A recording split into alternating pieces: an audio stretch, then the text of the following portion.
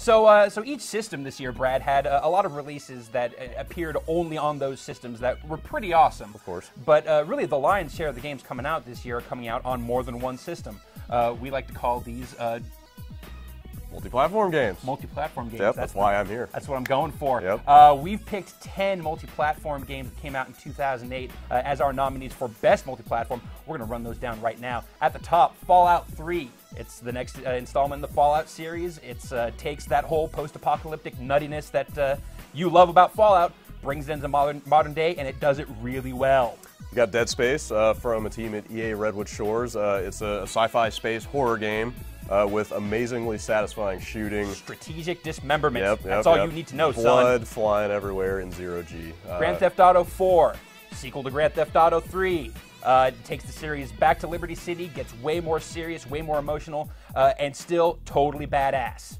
Rock Band 2 has got a whole new soundtrack, of course, but they also made a lot of intelligent improvements in the online play. They brought the World Tour online, all that stuff, so great package. Left 4 Dead.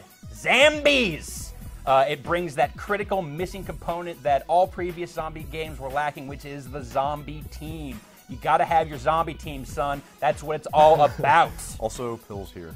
Pills Here! Burnout Paradise is a Burnout game in an open world with the most entertaining multiplayer I can ever remember. So yeah. Yeah, totally brought the multiplayer up from past games and made it, one of the most compelling features of the title. Totally. Saints Row 2 takes the original Saints Row and just makes it crazier. Instead of trying to compete with Grand Theft Auto at its way more serious game, they just had a kitchen sink approach to just throwing as many weird and crazy and over-the-top activities as possible into the city of Stillwater.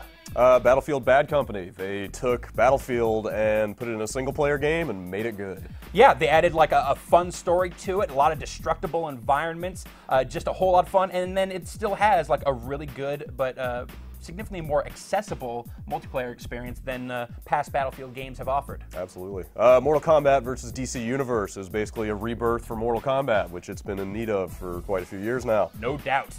Comic book fans have got a whole bunch of DC dudes in there to beat up on. Great graphics, great new fighting system, class act. Finish him! Yeah.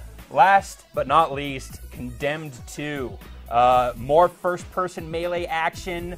Ethan Thomas is crushing up pills and sweeping them into his drink. And that's pretty much, I think, a good kind of parable for what this whole game is about. It's about alcohol abuse and insanity. Also, I hear something about psychotic bears. Yeah, and then you fight a crazy bear, so consider that. And those are our top 10 nominees for Best Multi-Platform Game of 2008.